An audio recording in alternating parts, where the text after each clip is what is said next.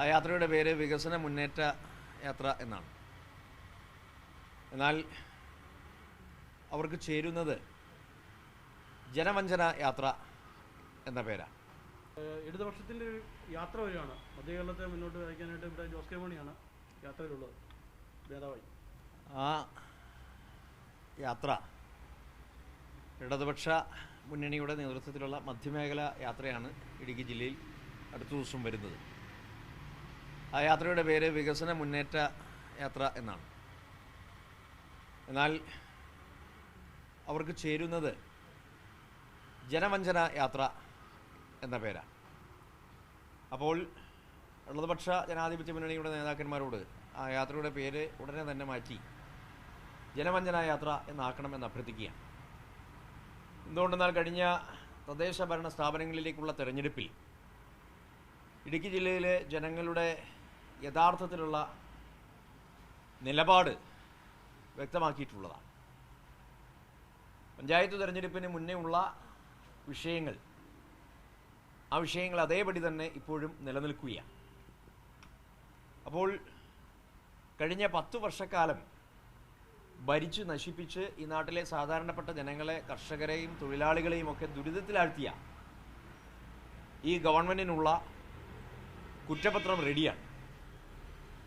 ആ കുറ്റപത്രം ജനങ്ങൾക്ക് മുമ്പാകെ അവതരിപ്പിച്ചുകൊണ്ടാണ് പ്രതിപക്ഷ നേതാവ് ശ്രീ വി ഡി സതീശൻ്റെ നേതൃത്വത്തിലുള്ള യാത്ര കാസർഗോഡ് നിന്നും ആരംഭിച്ചിട്ടുള്ളത്. അപ്പോൾ ജനങ്ങൾ സ്വീകരിച്ചിട്ടുള്ളത് ഐക്യജനാധിപത്യ മുന്നണിയുടെ നിലപാടിനെയാണ്. ഇവിടെ 2-3-4 ചോദ്യങ്ങൾ ചോദിക്കാൻ ഞാൻ ആഗ്രഹിക്കുകയാണ്. എന്തിൻ്റെ പേരിലാണ് ഇടുക്കി ജില്ലയിൽ ഇത്തരത്തിലുള്ള ഒരു യാത്ര നടത്താൻ ഇവർക്ക് ധൈര്യം വന്നിട്ടുള്ളത് എന്നുള്ളത് അറിഞ്ഞാൽ കൊള്ളാം. ഒന്നാമതായി, നമ്മൾ ഏറ്റവും കൂടുതൽ ചർച്ച ചെയ്തിട്ടുള്ള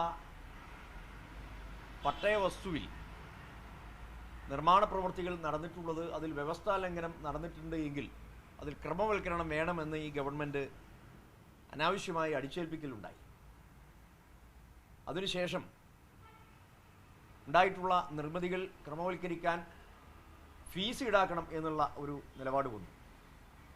ക്രമവൽക്കരണത്തിന് ഫീസ് ഈടാക്കാൻ പാടില്ല എന്നുള്ളതാണ് UDFൻ്റെ നിലപാട്. LDFൻ്റെ നിലപാട് ക്രമവൽക്കരണത്തിന് ഫീസ് ഈടാക്കണം എന്നുള്ളത്.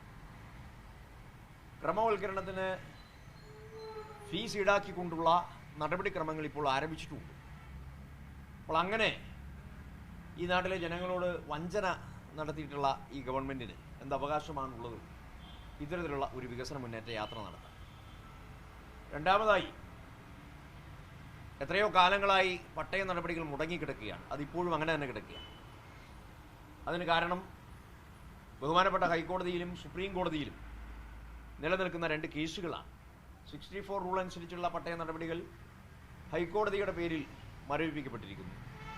93 റൂൾ അനുസരിച്ചുള്ള പട്ടയ നടപടികൾ CHR കേസുമായി ബന്ധപ്പെട്ട് സുപ്രീം കോടതിയിൽ നിന്നും ബാൻ വന്നിരിക്കുകയാണ്. അപ്പോൾ ഈ 2 കേസുകളും അതിനെ അധികരിച്ചുകൊണ്ട് പട്ടയ നടപടികൾ പുനഃസ്ഥാപിക്കാൻ ഇവർക്ക് കഴിഞ്ഞിട്ടില്ല. മാത്രവുമല്ല, ഈ അടുത്ത നാളിലായി പുറത്തിറങ്ങിയിട്ടുള്ള 3 ഉത്തരവുകൾ, അത് 3ഉം വസ്തുതാപരമായി പട്ടയ വിതരണം നടത്തുന്നതിനെതിരാണ്. ഏറ്റവും ഒടുവിലായി പുറത്തു വന്നിട്ടുള്ള ഉത്തരവനുസരിച്ച് 93 റൂൾ അനുസരിച്ച് പട്ടയ നടപടികൾ നടത്തപ്പെടുമ്പോൾ വാണിജ്യ ആവശ്യങ്ങൾക്കുള്ളതും ഏലകൃഷിക്കുള്ളതും ഒഴിവാക്കപ്പെട്ട മേഖലയിൽ പിന്നെ ആർക്കാണ് ഇവിടെ പട്ടയം വേണ്ടത്? വാണിജ്യ ആവശ്യം പറ്റില്ല, ഏലകൃഷിയും പറ്റില്ല. 93 റൂൾ അനുസരിച്ച് പട്ടയം. ഇത് ആളുകളെ കളിയാക്കുന്നതിന് തുല്യമല്ലേ? ഏലം കൃഷി പാടില്ല എന്ന് ഹൈറേഞ്ചിലെ കൃഷിക്കാരനോട് പറയുന്നത് അവൻ്റെ ഉപജീവനം നീ അവസാനിപ്പിച്ചോളാൻ പറയുന്നതിന് തുല്യമാണ്. അപ്പോൾ ഈ നാട്ടിലെ കൃഷിക്കാരുടെ ഇരുട്ടടി, അല്ലെങ്കിൽ കൃഷിക്കാരുടെ തലമണ്ടയ്ക്ക് മേലെ ഇരുട്ടടി കൊടുക്കുന്ന തരത്തിൽ ആണ് ഈ ഉത്തരവുകളൊക്കെ ഇവർ പുറപ്പെടുവിച്ചുകൊണ്ടിരിക്കുന്നത്. പട്ടയ നടപടികൾ അങ്ങനെ പൂർണ്ണമായി നിശ്ചലാവസ്ഥയിൽ നിൽക്കുകയാണ്. ഇതോടൊപ്പം തന്നെ ഷോപ്പ് സൈറ്റുകൾക്ക് പട്ടയം കൊടുക്കുമെന്ന് മന്ത്രി വീരവാദം മുഴക്കി. കഴിഞ്ഞ ഒക്ടോബർ മാസത്തിൽ ഉത്തരവും പുറപ്പെടുവിച്ചു എന്നാണ് നമ്മൾ കണ്ടത്. എന്നാൽ ഈ പറയപ്പെടുന്ന പോലെ കഴിഞ്ഞ ജനുവരി മാസം പുറത്തിറങ്ങിയ ഉത്തരവനുസരിച്ച് CHRന് പുറത്തുള്ള മേഖലയിൽ പട്ടയ നടപടികളാകാമെന്ന് പറയുന്നു. ഇന്നലെ അല്ലെങ്കിൽ കഴിഞ്ഞ ദിവസം വന്ന ഉത്തരവനുസരിച്ച് 4-ാം തീയതി വന്ന ഉത്തരവനുസരിച്ച് വാണിജ്യ ആവശ്യത്തിന് പട്ടയം പറ്റത്തുമില്ല. പിന്നെ എങ്ങനെയാണ് ഷോപ്പ് സൈറ്റിന് പട്ടയം കൊടുക്കുക? ഇപ്പോൾ ഏലകൃഷിക്കും പറ്റത്തില്ല, ഷോപ്പ് സൈറ്റിനും പറ്റത്തില്ല, വാണിജ്യ ആവശ്യത്തിന് പറ്റുകയില്ല, ഇതിനൊന്നിനും പറ്റത്തില്ല. അപ്പോൾ ഈ തരത്തിൽ എല്ലാവരെയും കളിയാക്കുന്ന രീതിയിലുള്ള സമീപനമാണ് പട്ടയ നടപടിയുമായി ഇവർ സ്വീകരിച്ചിട്ടുള്ളത്.